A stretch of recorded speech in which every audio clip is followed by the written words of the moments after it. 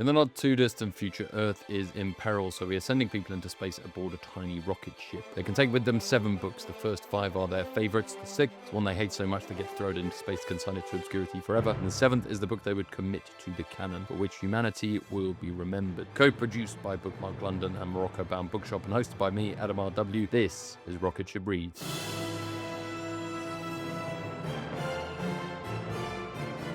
My guest this week is a writer, poet, wunderkind, don't know if I'm pronouncing that word correctly. He's a speaker, campaigner, social media sensation, and known for making Andrew Tate irate. It's Sam Browne. Welcome, Sam Browne. Thank you. I feel like we don't have enough room in the people in the room to applaud, but just rest assured that we would applaud you. Oh, that's very There are at kind, least very more than kind. 3 people here. Welcome. How are you doing? Yeah, I'm great. I'm really good. I'm sad about the decimation of Earth. I quite liked it. Yeah. But I'm glad that a Morocco Bound Bookshop survived, which is it's no one thought Wandsworth would make it, but it did. Yeah, there we go. We're all surprised. And I'm glad that Wandsworth is now in space. Yeah, it's good. Which is good. We're fleshing out the concept as we go. Yeah. It's getting increasingly detailed. Can we make it the sort of Wandsworth has floated up into space? That could be. And that's all. So you got the common, the roundabout. Nice. Well, you're kind of from And Morocco. Yeah, like from that. Yeah. That's very good. Yeah. Yeah, what was that book by J.G. Ballard, The Drowned World, where there's loads of random pockets that survive just above? Obviously, the concept of the book is that the world has been drowned. Right, I see. So Wandsworth would be one of those little enclaves, which is very exciting. I see. So we're in an enclave. Yeah, and then we have a launch pad for your tiny little rocket ship that we're going to put. Oh, I see. But I'm in the. So Wandsworth is an enclave. Wandsworth can be an enclave. Okay. We could sketch this now. Yeah. We'll figure it out. You can see what I haven't done. I'm actually not interested in talking about myself at all. I just want to talk about the storyline of this podcast. The next hour doing just. What's great is you don't know when you're scheduling these out yet either. So if I'm not the first one and all we do is set out the law, this will be very confusing because you've done ones before this. It's going to be a bit of Frankenstein's creature. Yeah. But I kind of like that. I think we've got a little people put different stamps on it. Sure. But I'll do a few introductory questions before we can flesh out the concept further, and then we'll get on to your choices. So, Sam Browne, how do you describe who you are? As a person or as a poet? Who you are, what you do. Oh, what I do. Okay. What are you all about? I suppose I am a poet whose work focuses on them trying to be a better person or a happier person. If that makes sense. Like my work kind of like begins at a point in which I was like deeply unhappy and like incredibly kind of patriarchal, or like existed within the patriarchy, if that, or like was happy with my place within the patriarchy. And then me realizing that I was unhappy, and part of that was to do with patriarchy and all of those things. My work kind of documents me trying to veer away from that and be happier and better as a man and a person. Interesting. I suppose. Yeah. Do you think your work has been or is successful in helping you be a happier person or a better person? Yeah, I think so. I genuinely, basically, I remember very early on in my poetry career, I did the flow vortex, and the wonderful flow assist. I remember her saying on stage, "Never end a poem in like a really bad place." Yeah. Because you don't know how close to the edge the person who's reading it is, and like you've got to make sure that they're like not standing right there. Like you've got the end of the poem's got to make them take a step back. It's got to go somewhere hopeful. So otherwise you've got no idea. Like that could be it for someone. Like the power of art is so strong that it's almost like not worth risking ending a life. I remember like kind of struggling with the idea because I was like, but you need to speak to people's pain. Yeah. Like that's what they want to be spoken to. But I suppose within everything there is always, every poem that I write, I try to speak to pain as much as possible and then bring people out of it to some extent, to help them to understand that like it will be okay. So you think everything needs to have a happy ending almost? Not necessarily a happy ending, but like a glimmer, like a tiny glimmer of hope would be nice. Yeah. That's interesting. Well, I think your work does achieve that. Yeah. All of the poems I've heard and listened to. It's challenging with art and writing, isn't it? I don't think everybody's work needs to be like. I'm not speaking for art in general. I'm just speaking about what I want to do. What you want to produce. Yeah, fair enough. Yeah, no, I respect that. So I first met you probably about a year ago at an open mic. Yeah. And what do you think poetry and writing has done for you in that time? I think it was January last year that we met, so it's about a year and 3-4 months now. Was that right at the beginning of my career? Yeah, which is mad that's the beginning of your career. It's only a year ago. There's something pretty stratospheric for a bit of a space. Oh yeah, well of course, with the whole world blown up and everything, you know. So you literally are stratospheric, yeah. Well, us in Wandsworth, yeah. Exactly, all the good people at Wandsworth. I see them walking past on their way to Waitrose. So well adjusted to this new world. God, they're having a lovely time. Little aliens floating. So what do you think that your poetry journey has done for you over the last in that period of time? Yeah, that's the length of time. It's completely changed my life. Yeah, it's really odd. I think I would love to say like I never expected it to be like this, but like everyone says that. Like obviously I didn't expect it to be like this. No, I don't think there's anyone. Actually, I think this is something that's different. When I started doing poetry a year ago, no one was getting into poetry with any ambition whatsoever. Do you know what I mean? As in everybody was turning up to nights because they wanted to perform poems, and like my ambition was to like get given a 20-minute slot somewhere. Like that's what I thought the height of poetry was. Yeah, interesting. And in the last year, because of, to some extent, people like myself, I think that has changed now. And people are like, I could make a career out of this. People are viewing poetry as a viable career. Which is the worst thing they could ever do. No one do that. It's a horrendous idea. We were talking about this the other day of like venture capital funds or private equity funds, like hiring an in-house poet and like paying them 50k salary or something. Sketching it out as a possibility of that being potentially quite dystopian. And like all the poets who decide to do that being like viewed as scabs in a strike. Sure. Sell out. They just wander around, be like the bard of the office. That'd be great, So that, I don't know. I feel like that's a bit dystopian as well. But I think it's nice to have, a pathway for writers and poets. Oh yeah, no, living off it. I think what I mean more is that like the power or the value is within the art, right? Or within the voice. And the art and the voice have to be inherently honest. Yes. And if you're getting into it for financial purposes, the art and the voice will never be inherently honest. You'll constantly be trying to like guess what people want. And from my experience, at least, when I've seen people guess what people want, I'm always like, that's not what people want. Because you don't what people want is you. They want your honesty. They want who you are. So that when you try to make something, all of the poems that I think will do well, very rarely do well. Interesting. And like things like Begging to be Broken, which I posted and thought like, there's no way this will ever do well because it's literally just me shouting about my emotions for 3 minutes. There's no real like storyline or hook or really anything that's interesting about it other than just me having an existential crisis. This got like millions. People love that poem, you know? Does that make sense? So I think there's this idea that like the art has to be about, I mean, and you can write like stuff that will do well, I guess. But is that so? How do you define doing well? Is it kind of social media reach or social media impact? Well, this is the problem, right? Is that like when I say do well, I kind of in that situation I'm speaking about it financially because that's why I'm saying that the problem is that people are thinking about like this measurable gain. But like I'll post a poem online and it will get like I don't know like 50k or like 100k views, and like to me that's not great. Like on a view basis, I'll be like that sucks, and then I'll get like 5 messages that day from people being like, "Man, that poem just saved my life." And then I'm sitting there going, "Oh, if I can tell your friends that," do you know what I mean? But like, do you know what I mean? Like I'm like there's this part of me that's like, you do ultimately, no matter how much you come into it with honesty, of course you end up getting like somewhat excited by numbers and stuff like that. Yeah, of course. Well, it must be a real thrill and a rush to get that validation of your work, that you put something out there and then, there's a measurable number of many hundreds of thousands of people who are responding to what you're putting out there. But it's also odd because I remember when I first started surfing when I was a kid, right? I remember you kind of like jot around the white waves for a bit, like the waves that have already crashed.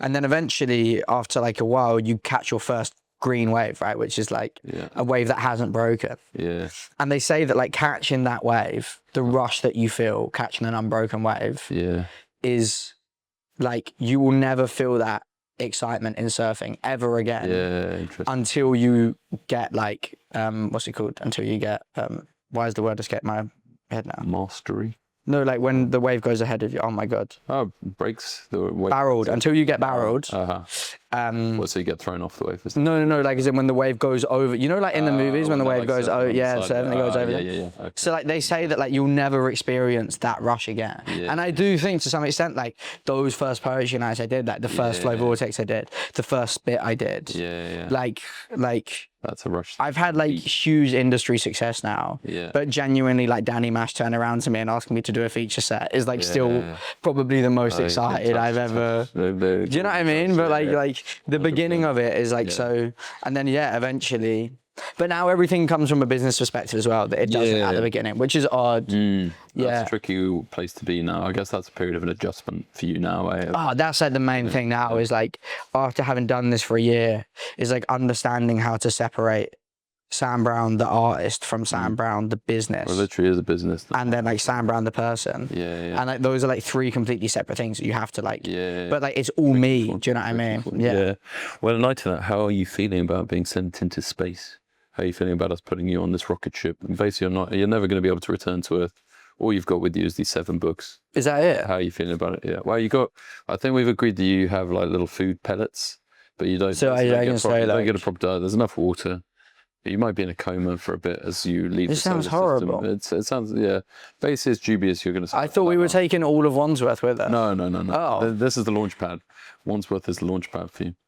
And then you've got a tiny little rocket ship. Oh, so I'm being sent off now? Yeah. Well, we prepare by talking through your choices. But I have to go by myself. Yeah. You're going to be alone. So how are you feeling about that being? I'm going to be honest with you. I'm considering taking my own life right now. This is what I fucking signed up for. This sounds horrendous. I could have sent you to a desert island, but apparently there's a show where they do that. Oh right, I see. Some of the people have already got it. Yeah, but in the desert island situation, they're already on the desert island. Whereas what you position this as is they're already theoretically on a desert island. But what you're positioning this as is I've now got to make a decision to leave my family and friends. Oh no, they're all done. Behind. They're all done. Oh, they can't. Oh, no, I'm too distraught. I don't want to read anything. This is useful. Useful feedback on the form. I don't like this at all. Well, you get to survive. You've been chosen, but not by Danny Mash. By someone Danny else. Mash. They've nominated. Danny Mash is the person who destroyed the world. Spit Nice has really gone us dead. Cackling maniacally. So I'll take it that you're not feeling that good about being on the rocket ship now. Even though you're I'm distraught, to be honest with you. Well, we'll send you off there at the end of the show, but don't worry. Oh, okay. It's not just yet. You get to choose your books before that. Sure. But before we get to your choices, I'd like to give you a few quick-fire book questions. Sure. Okay. Just to warm up on the literary theme. Even though you're a literary writer and poet. Yeah. Might be a tautological thing to say. Who is the most overrated writer ever in your mind? This is a horrible question, and I would never want to put any. It's Stephen Bartlett for sure. Stephen Bartlett. Yeah. You define him as a writer. The reason I say this is because I was in Boots the other day in an airport. Sorry, I visualize you just wearing boots and the pharmacy boots. Yeah. No, we're Smith. Actually sponsored by W.H. Smith. I was in W.H. Smith in an airport the other day, and not the person, the shop. Yeah. Who is that person? They still a little. They're like. Yeah, me and William Harris Smith were having a good time in Gatwick. I'll tell you that much. No. He's a handsome man. Anyways, I was in the shop W.H. Smith the other day, and it said literary recommends by Stephen Bartlett. Okay. Which, and I don't think I've never. I'm not a violent person whatsoever. That was the closest I've come to like kicking over an inanimate object. Yeah, that could have been quite fun. Yeah. Could have been quite cathartic. Yeah. To kick it over. 100%. Literary recommends. Literary recommends. Kind of an odd bit of language for them to use. Yeah, exactly. Book recommendations. That kind of idea, I think. But whatever it was, yeah. Well, I guess he's written that book. I find the title of his autobiography like comically self-indulgent, where it's like happy, sexy, funky. Yeah. But he's also surprisingly humble. It kind of goes. Yeah. But yeah, I suppose he's a writer in that way. I suppose, in that sense, he is a writer. Do you know what I mean? Yeah. But then I don't really. He has written. But then I don't want to take down anybody who's actually attempted art. I always think that that's very wrong. Yeah, fair play. Does that make sense? Yeah, I suppose so. I struggle like a sneaky way of getting around the. But I struggle to, on like quite a deeper level. Yeah. I struggle to come at anyone who's ever sort of attempted to make art, because I just think it's such a slippery slope. Yeah. Do you know what I mean? Like you could do that about so many people. Yeah. I think and then it's not. Interesting criticism, is it? Of like, everyone should be subject to criticism in terms of honing their craft. I think when it's coming from an honest place. 100%. I think probably the big thing that dishonesty. Yeah, I think that's probably what people could and should be criticized for. The motives for why they do it. Yeah. But are we? Yeah, interesting. Well, no, I see that. Stephen Bartlett, most overrated writer ever. Yeah. I don't know. Most overrated public figure. Most overrated public figure. Could that be him? Possibly, yeah. We'll move on to another. The problem with these quickfire book questions, they end up not being quickfire. Yeah. So, book you pretend to have read. Is there a book that you pretend to have read, and you're having a conversation with an erudite and bespectacled academic? You want to impress them for reasons unknown. What book are you pretending to have read? I think Giovanni's Room is one of those books. Okay. That I feel like, as like a queer, like left-wing poet in London, I'm like supposed to have read. Yes. So then when anybody says, "Oh, I love Giovanni's Room," I just go, "Yeah, me too." Yeah. So I couldn't possibly turn. I can't, like. It's also such a like classic book for someone like me to have read that if I turn around and was like, "Oh, I haven't read it," I couldn't bear somebody telling me that I need to read Giovanni. Like, I understand. So I kind of, to kill the conversation, just go, you've read I've read it. Wikipedia summary, presumably. Pardon? You've read the Wikipedia. I don't think I have. I don't even think I know what it's about. I think it's about a gay man in New York, I'm pretty sure. I think that's it. Yeah. Oh, that's a good one. That's a good one. So we have an astral dinner section on the rocket ship. Sure. So you're allowed to invite a writer, alive or dead, but they're brought back to life if they are dead. It's not their inanimate corpse that we send into space to meet you. You can pick any sort of writer to have dinner with you on the rocket ship. We're going to give you a nice meal for this one. None of these food pellets. So one writer. Who would you invite? Who would you like to have with you? It's hard. Probably miss my girlfriend quite a lot, but she she writes occasionally, and then I can just invite her. Is that right? Because I think if I'm dead and I've got a chance to have dinner with one person, and all my friends and family are dead, and then I go, "Oh yeah, I'd really love to have dinner with T.S. Eliot," I think everyone would be a bit pissed. Oh, so T.S. Eliot. No, it's not T.S. Eliot. It's not T.S. Genuine. Okay, one writer. Oh, that's really hard, actually. I can tell you who I'd hate to have dinner with. Bukowski would be like the worst writer to ever have dinner with ever. Like a narcissist, like somebody like him who was like, you just feel like he would have just spoken about his own work the whole time you were at dinner, and then said like things that you just horrendously disagree with, and then had a go at you for something you haven't done. You know? Okay. Yeah. Well, fair play. So, I mean, it's not an answer to great, but I like. No, that. I'm inviting my girlfriend. She's coming. Yeah, Bukowski, I like that. We can probably throw him into the void as well if you want. I think some of his work is. I think how do I put it? I think there's beautiful honesty in his work. Yeah.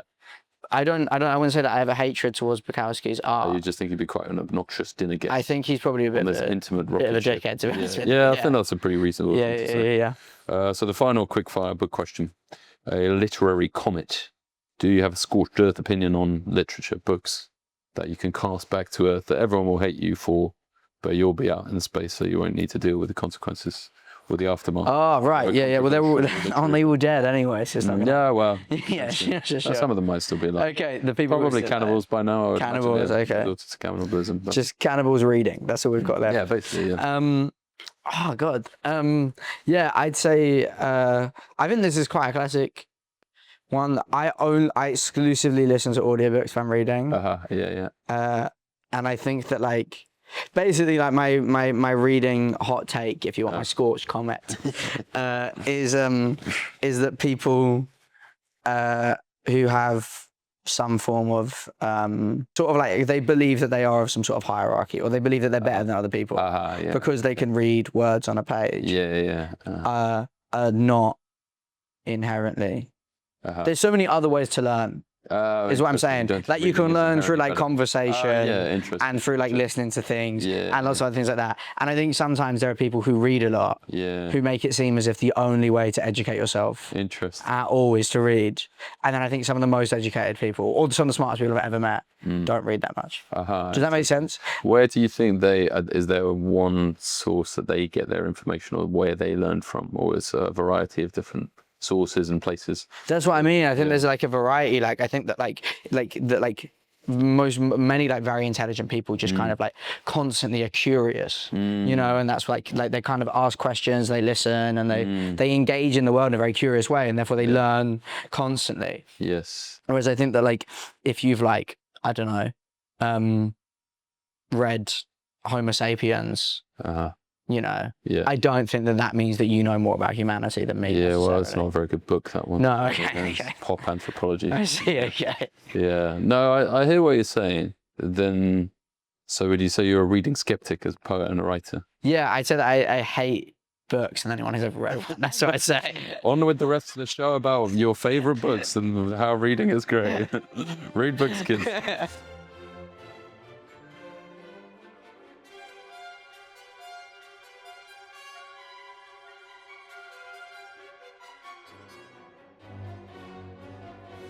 No, on that note, I think we do have to move on to your first choice. Yeah. You're packing up, you're getting ready for this rocket ship. I've been thinking about what's your first book that you're going to take?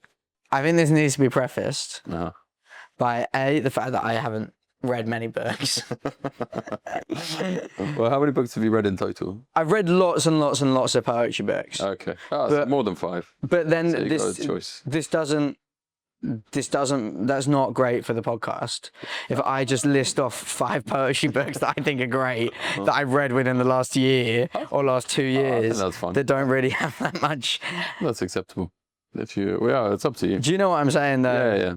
Yeah, maybe one of those books would be a nice. That would be nice. But my point is that if we're trying to sort of tell some sort of story, and I just list like what I read, like 3 books I read last week. Just gonna cover that. Do you know what I mean? Yeah. Okay. Yeah. So, this is a bit of a reflection, but I actually think it is a beautiful The Happy Prince by Oscar Wilde. Lovely. Yeah. Very nice. I think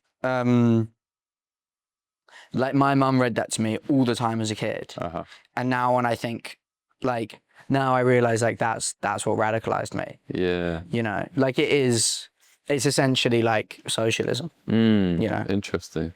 Do you think you internalized that aspect of it when you were a kid?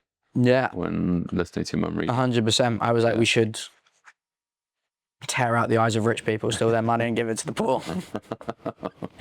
That's what I thought when I was a child. Yeah. Do you think your mum, was it a favourite of hers? Is that why she read it to you, or she was just going through a few different books that? No, I think it was a favourite of hers. But I think the kind of idea, like the idea of like sharing wealth. To other people.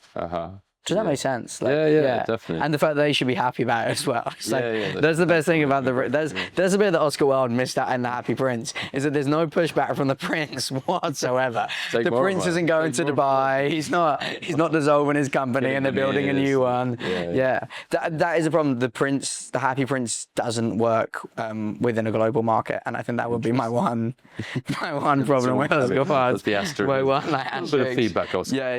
Is that when there are tax havens, it doesn't work, because the Happy Prince if the Happy Prince could migrate to tax havens, then nobody would be able to take his eye, because he'd be in Switzerland, not having to distribute his wealth to the poor people of London. Tax evasion. That's good. There's something there. There's something there, perhaps. Can workshop that. Yeah. Do you think that was quite a fundamental text for you then, because you're Dubai? There's something there, maybe. Dubai. But then it's kind of like it doesn't really work. We can workshop. Because a lot of your writing, a lot of your poetry is quite political in nature. Yeah. You trace it back to that particular book, would you say, or Yeah. or other books that your mum read for you, or books that you read when you were younger? I think it comes from. I think it's really funny. I think my politics more comes from like an idea of fairness more than anything else. I think that like there's like a big thing that like people with ADHD have like real problems when things are like unfair. Yeah. Like if you ask them to stick to rules and then they stick to them, and then it's not fair. Yeah. Then they get like really angry and really upset really quickly. Does that make sense? Yeah, that's interesting. And like, you have ADHD. Yeah. Right. And I think that this is the like part of like my fascination with politics and stuff like that is it's like it comes back to like the same thing as like when I would get told off in class and nobody else would get told off for the same thing for doing for me. But like that's so off. To me, I feel the fact that I pay my tax in full and rich people don't.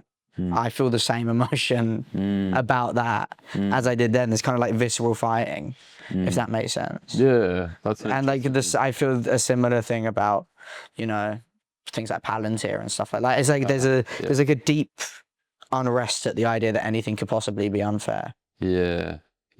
Have you always had that then? Since since I was a kid, like a real like. Yeah. Interesting. Yeah. Do you, because you have one brother, or is that? Yeah. Do you think he has the same sort of things? Are you similar in that way? No, not at all. Actually. He's an arsehole. Yeah, that guy. No, he's a lovely guy, but I don't think he's not like politically involved in any way, shape, or form. Yeah, that's quite an interesting difference between you to grow up with. Because are you the older one or the younger? Yeah, the older one. Yeah, but then I think maybe I was like so politically involved and like loud about it. Like I campaigned for the Green Party when I was at school, like in the like school election. Oh, no way. And I remember walking into the classroom. You were one of the cool kids. I was on the I remember walking into the classrooms and they were like, you can't mention weed. Because like the whole thing was like the way that I was like, we're gonna win this. Yeah. We walk into every classroom and be like, we're gonna legalize weed. And they were like, yeah. And they were like, you can't mention weed at all when you campaign, otherwise you won't be allowed in the classroom. So I'd like walk in and I'd be like, the Green Party's like their main policy, of course, like the main thing that people are running on is the fact that they want to like abolish the bedroom tax, you know. And of course, like the great thing about abolishing the bedroom tax is that you could just like, you know, get bedroom tax whenever you wanted, you know. You could just like go to the shops and buy bedroom tax, you know, and it wouldn't be an issue. Then you could smoke the bedroom tax at home, and I just like, and it didn't work. The teachers were smarter than I thought. That's always frustrating. Yeah. Well, great choice, the Oscar Wilde classic to begin with. So what would you say is your second choice? Second choice? The books you're going to take into space. This is such a random choice, but I thought it'd be a nice moment. There's a book called Rising Stars in Poetry. When I was 14, my dad basically forced me to attend a workshop at a local art centre for performance poetry. And it was a book tour from these 4 young poets who had written a book called Rising Stars in Poetry. And then like that workshop, I wrote about like my experience with like drugs and kind of like what was going on in my life at the time and like what I now understand as psychosis and things like that. And I like felt this like huge weight off my chest. I realized I'd been keeping everything like in for like, and this was so, and I realized that when I wrote, like I could actually let it out and there were people there that accepted me for who I was. And I remember like then, and it was just this like insane feeling that I didn't think I'd ever be able to experience. I couldn't believe it. And I didn't do it again for 5 years. That's an interesting one. That must have been a very powerful realization. But then why would you say you didn't do it again for 5 years after that? I was terrified that people would think I was gay if I wrote poetry. Interesting. Okay. So where did that fear come from? The fact that every time you mention poetry, somebody would go gay like that. I think that was the real root cause of it. Like it was a very real fear. I think this is the funny thing as well, is that I'm not going to turn around to like young men and be like, I think society's in a place where like you can write poetry openly at school and people won't mock you for it. You know, I do think that like we are getting to a place now where there are people at your school who won't mock you for it. Mm-hmm. And it'd be much better if you started hanging out with those people. You know, Yeah. I kind of, there's part of me now which wishes I was so much more myself when I was a kid, Yeah. because I would have actually like found a crowd when I was at school that I fit in with, and then wouldn't have felt like I was in hiding the entire time I was a child. Yeah. You know, if that makes sense. Interesting. Yeah. So But I do think that the fear was real. It was valid. Yeah, I'm sure it was. Do you think you found your people now in that way? What do you say?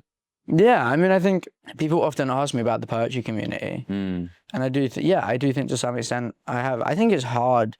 The idea of like finding your people is also quite complex. Yeah. Like it goes from anywhere between like finding people who like can tolerate you. It's like finding the people who like you can see yourself spend the rest of your life with. Yeah. But yeah. Like I've got ridiculously close friends and like a wonderful partner. Yeah. So yeah, I guess I have fun with people. Yeah, well, that's quite special because you're still a very young man. Yeah. 21, 22. Yeah, 21. Yeah, like to have found that at this stage, I think that takes a lot of people a lot longer, and some people never get to find it. So you tell it at this stage. Yeah. It's like quite a beautiful thing. Yeah. So what was the name of that collection again?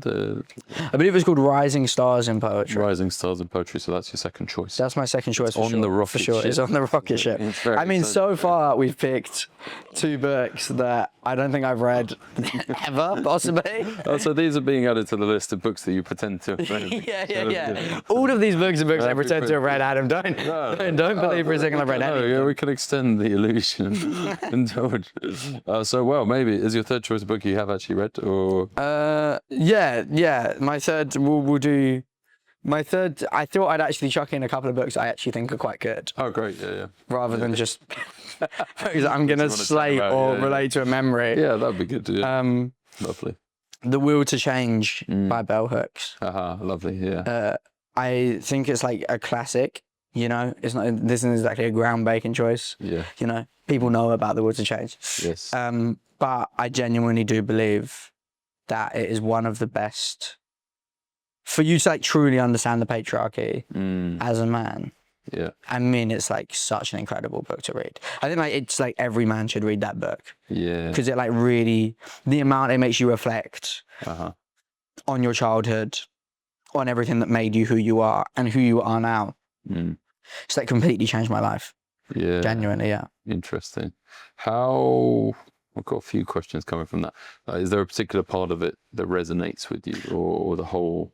I think like the whole idea of like just like this kind of deconstruction of masculinity, where like the more you read the book, the more you realize how much for performance. Yes. And how much you perform on a daily basis, and how much like what you are like so many of your actions that you take to be who you are actually what you think the societal expectation of you as a man is, and like how destructive those things are.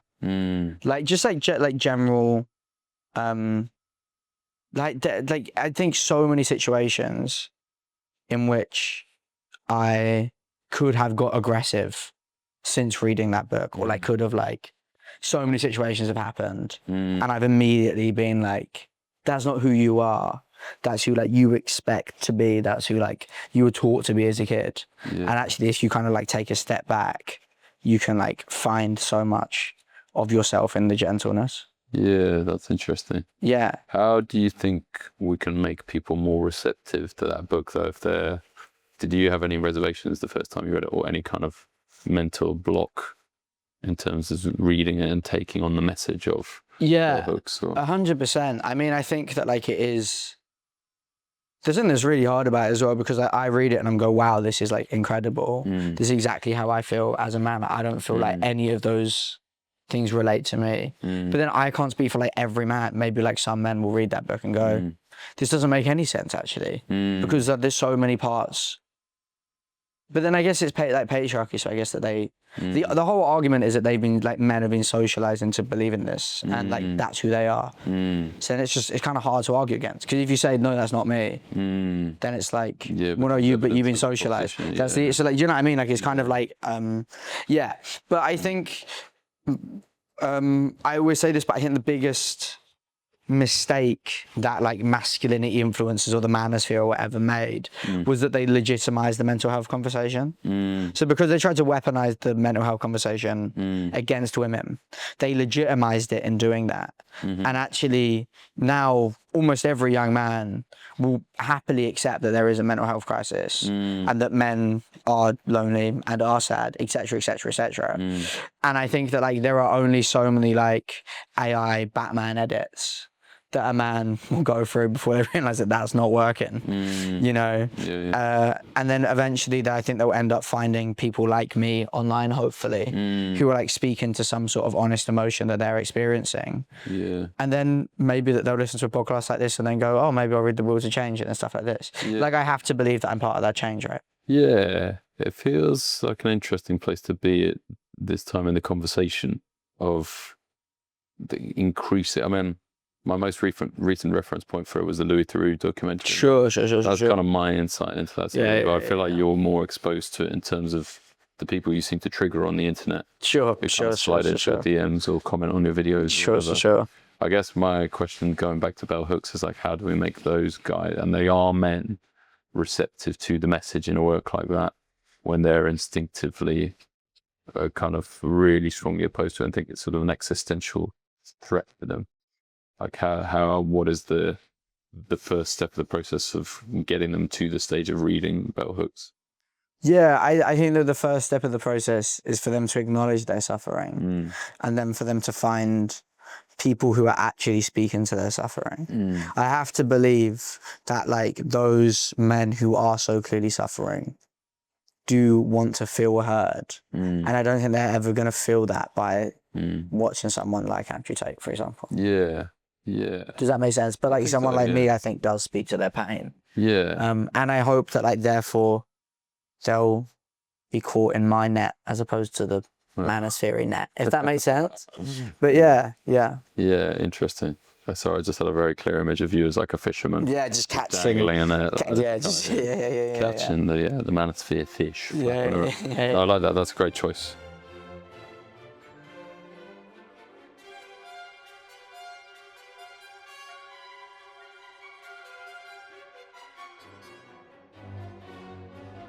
So we'll move on to your fourth choice. Sure. What is the penultimate book of your favourites? The Wickedest by Caleb Femi. Yep. Is the book that got me into the written word. Okay. I think it's genius. It's so incredible. Like it's just amazing.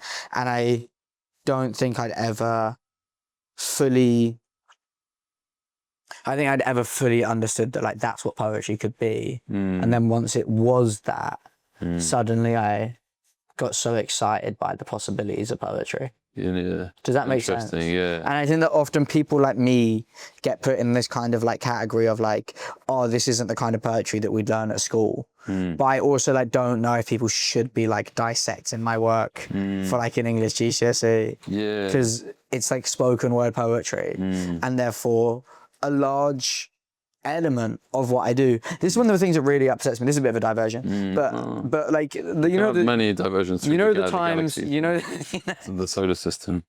A long journey. I'm not just trying to make this work. No, the format works. There's no argument about it. The Times article that came out about Harry Baker.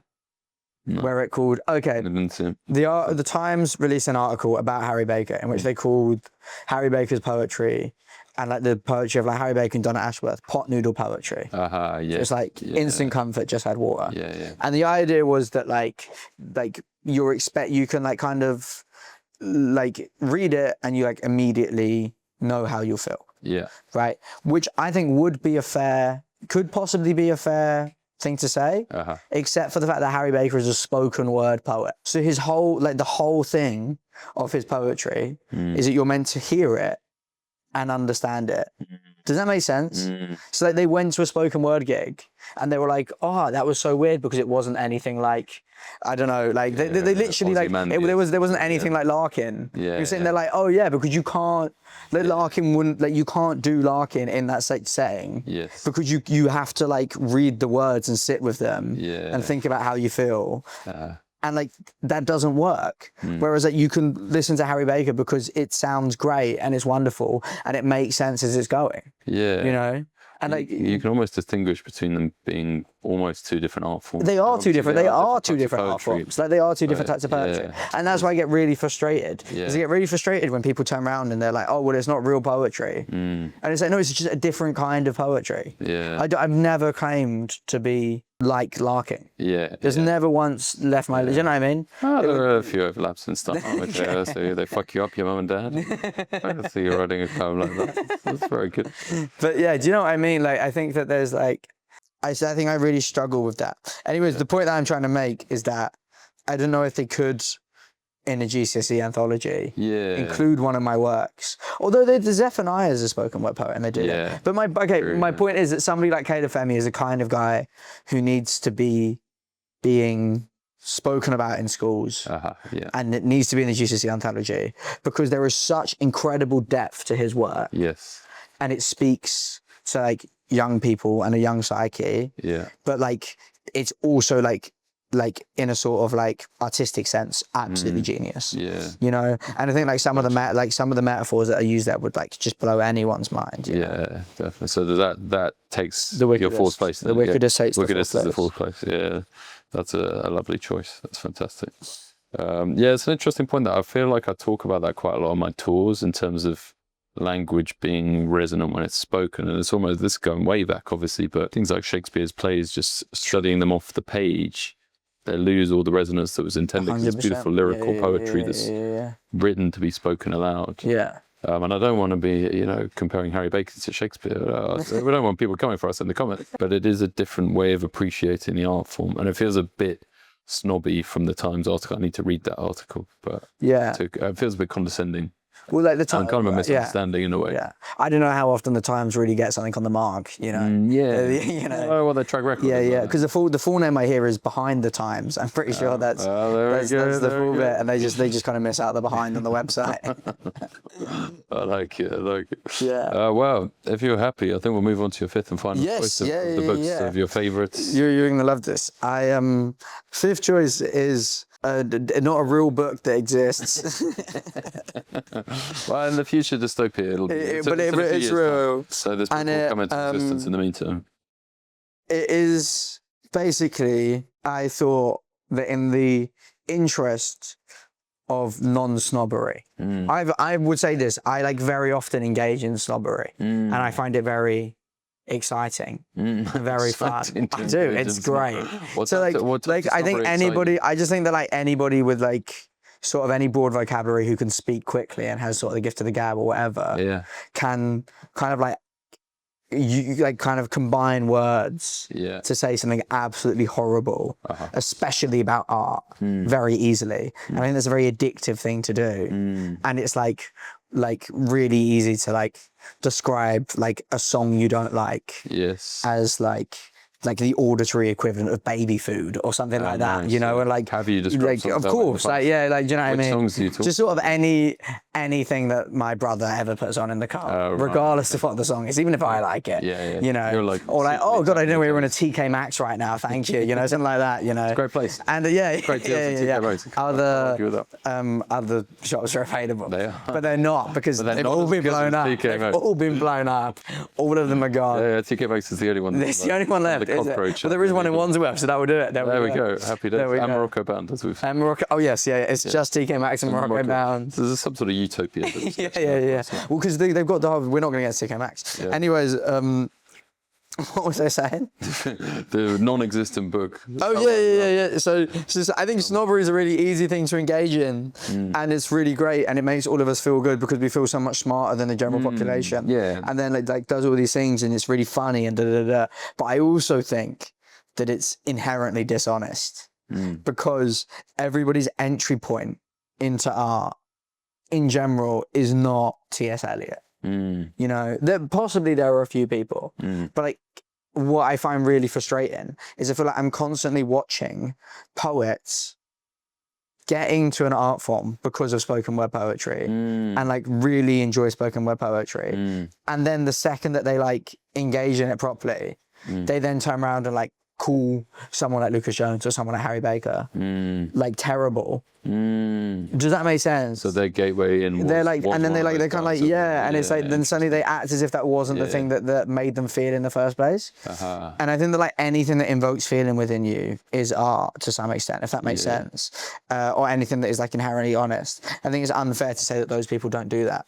So I think in the interest of, I think it would be really easy for me to start listing off sort of niche poetry books that I've read that would make me seem really smart. And don't worry, I wrote a list. Well collected poems by Philip Larkin. Sure, which is great. I mean, Larkin's great, but like my point is that that's not actually what got me into it. And I think the reality is that the reason I got back into poetry is because I was on TikTok and Instagram, and I kept on seeing Lucas Jones's videos pop up, and I kept on seeing Harry Baker's videos pop up, and I kept on seeing Holly McNish's videos pop up, and etc. And then I went, oh, this is great. This is making me feel something. This is really nice. And then got involved and engaged in it. So I think it would be really silly to like not accept that. Does that make sense? No, I hear what you're saying. So therefore, I would like a collected poems of everything that is in my poetry saved folder on TikTok. I like that. Yeah, I think what are we calling that? Collect TikTok. And I want anybody who looks at that snob in a snobbish way for me to say that because I'm not a snob and I'm engaging in this, that makes me better than you. So it is all different types different types of Dixie. Exactly. Anti-intellectual Dixie. So the main poets in there, you say Harry Baker, Lucas Jones, Holly McNish. Any other names? Oh God, so many spoken word poets. Like now, I think people like Takunda, who we watched win the poetry slam, are like incredible, like absolutely absurdly good. I think just you're amazing as a storyteller, spoken word poet. Come on. Bradley Taylor's one of the best, for sure. Oh my God, so many names. Maxine Meixner's fantastic. May well be a guest on the show at some point. May well. Maybe this is going out after their episode. We don't know. Kofi Achina. Oh my God, how can we forget? Incredible. Not one of the ones who got me into it. He is a very, I'd say he's got a, he's got a very niche following within the poetry scene. Interesting. The hardest working man in poetry, I'd ever say.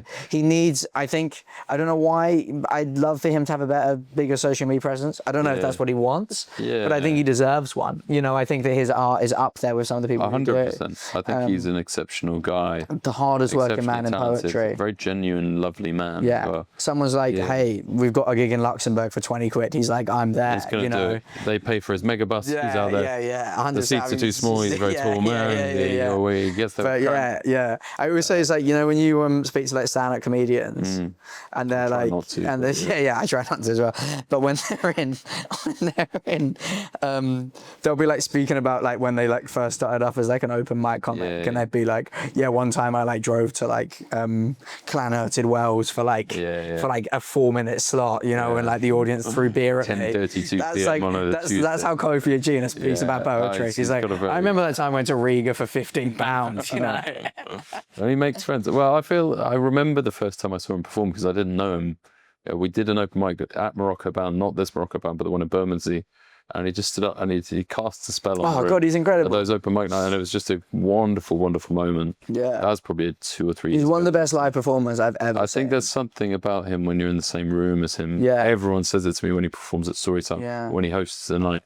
It's just you can cast a spell on the room, I think. So that's the kind of challenge. I wish he had a bigger presence online. I think if he wants it will come. And then you know what I mean. And no, it's not because I think that everybody needs. I think he should be doing bigger rooms, and I think that's the only way to do it. Yeah, that's the case. Does that make sense? Yeah, no, I hear what you're saying.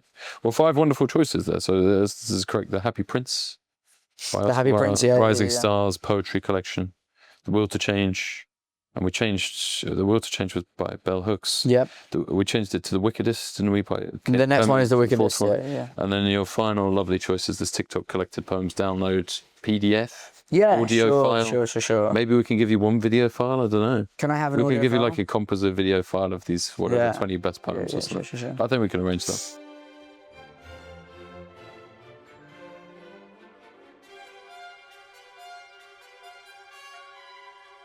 So we've got to move on to your final two choices, and these are slightly different. Okay. So the sixth choice is you get given the final copy in existence of one book that you hate with the burning passion. Sure. And you get to throw that final copy into the void, into a black hole as you pass it. Not really sure on the physics, but you get to destroy this book because you hate it. What is that book? You Can't Hurt Me by David Goggins. David Goggins. Yeah. Basically, when I was 14, I read You Can't Hurt Me by David Goggins. Yeah. And it's at the time I was like, oh my God, this guy who's like a Navy SEAL who changed his life, turned his life around.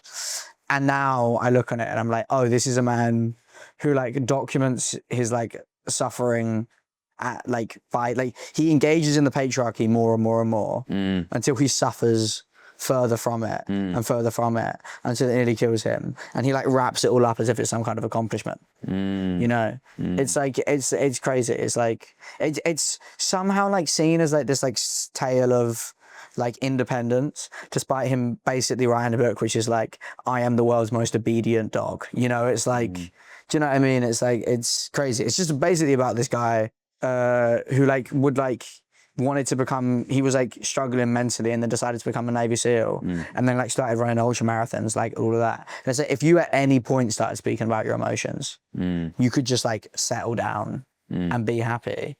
But instead you've decided to engage in essentially self-harm and then like repackage that as exercise. And there's like so many things about it that like massively fucked me up. Like, for example, like one of the things is that you've got like write on a mirror in your wall.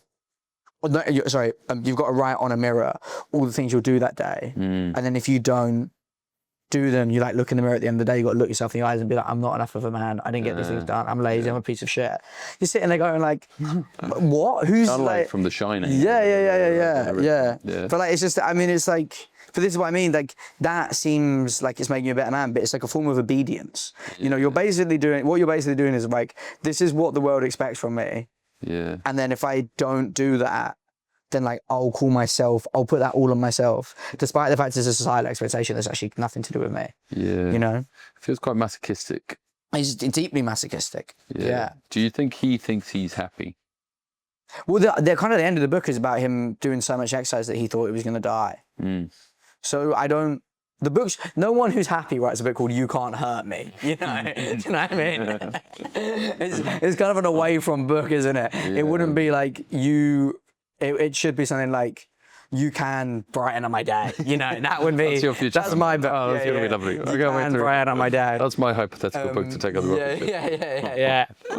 Does that make sense? Yeah, I think that's a strong choice. And what do you think you're going to achieve by consigning that book to obscurity? So would like no other 14-year-old like myself will ever read that book and believe it, look at it as some sort of Bible, and then like let it just like fuck them up massively. Yeah, I think that is the danger of a lot of that sort of literature, if we want to call it literature, which we can have a different debate about at a later stage. I think it's got to come on to your final choice of the final book that you're taking on the rocket ship, that you get to commit one work from literature to the canon. Yeah. This is a slightly sketchy metaphor pun where the rocket ship might be breaking apart and you have a cannon on the tip of the rocket ship.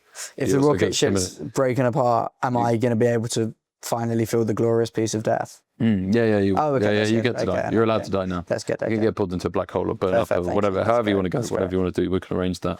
But you get to nominate one book that humanity will be remembered for. I was going to do The Orange by Wendy Cope. Nice. Like that collection specifically. It's like Wendy Cope's, I think, probably her best work. It's very short. And we don't know the attention span of the next people who will knock about. But I think like I think if I wanted humanity to be remembered, it would actually be for that book. It's very gentle. It's very funny. And it's very sweet. And I think that if there was like sort of another, like aliens came to Earth, I think that they would look on us fondly. And like, that's the beautiful parts of humanity. Does that make sense? Yeah, I like that. I wouldn't want like, I wouldn't want them to focus so much on the demise of our civilization. Yeah. I'd want to give us a better rep. And I think Wendy Cope could do that for us. Yeah, lovely. Any particular poem in there that you'd nominate to elicit that sort of warmth and kindness from this alien race?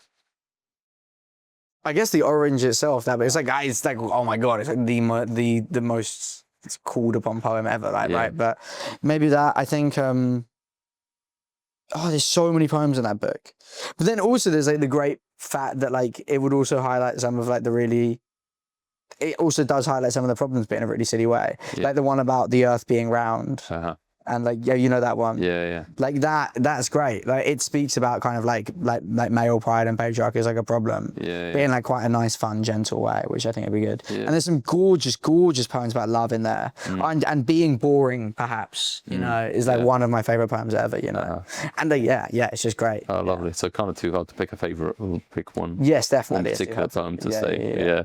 Well, that's why I was allowed a book. Yeah, lovely. Yeah, well, we're not going to refine it too far. You get the book. It's committed to the canon. We're doing it over the course of the series where we're building the shelf of the canon. And later on in the series, when we've got a few more choices in there, people are going to be allowed to argue to take your choice out of the canon. But I feel like yours... I'm saying this to the camera. Is which camera? Do it to that one, yeah. If anybody takes my book out of the canon, they will have to fight me. In person, I will kill you with a cannon. Yeah, nice. Yeah, I just wanted to make that clear. That's lovely. Yeah, lovely statement about toxic masculinity. Wait, honestly, in a gentle, kind manner. You in a disapproving manner. No, I genuinely, I won't commit any acts of violence. But if I see you in person, I won't speak to you. You'll shun them, tut at them, and you could tut at them. I can. I'll tut at them. That's nice. Tut at them. Well, lovely choices. Browne, it's been an honour. A couple of last questions before we finish off. Sure. Pack you off on the rocket ship. Penultimate question. What will you miss most about Earth? The people. Some of the people, not all of the people. You know, there will be a part of me that if Earth collapses, there would be a part of me that would be like pretty happy about some of the people being gone. You know, I'm not going to cry over the death of Peter Thiel. You know, that's not going to happen. But I think I'd just be really sad that I won't get to speak to my family or like my partner or my best mates again. Yeah. Very beautiful. And this podcast. Oh my God, what would I do without that? I don't know. How are we going to do with that? Rocket ship. So you get to send one last message back to Earth as your rocket ship disappears from view out of the solar system. Sure. You can send a text to one person. You could, if you want, do an Instagram reel for your followers. What message are you going to send and who are you going to send it to? Wait, but they're alive again now. Yeah, they could be. Yeah, it's unknown. It's unknown. Yeah, it's kind of unknown. But it could be just going out. Yeah. Some of them are probably alive, but they may be cannibals by this point as well. They may be cannibals. Yeah, or just eating books. I've got one message that I'm sending to them. Yeah. You get one message. Last transmission is what we call this. Oh, okay. Yeah, your final transmission. This is hard, isn't it? Don't eat each other, I guess. Don't eat each other. Stop eating each other. All the people have. Yeah, no, actually, no. I take it back. If I had one message I'm doing this to the camera again.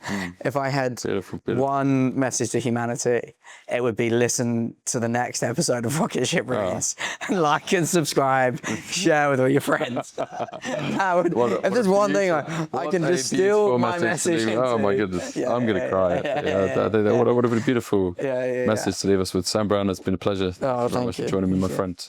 And we'll be back very soon with another episode of Rocket Ship Reads. Thank you very much. Thank you.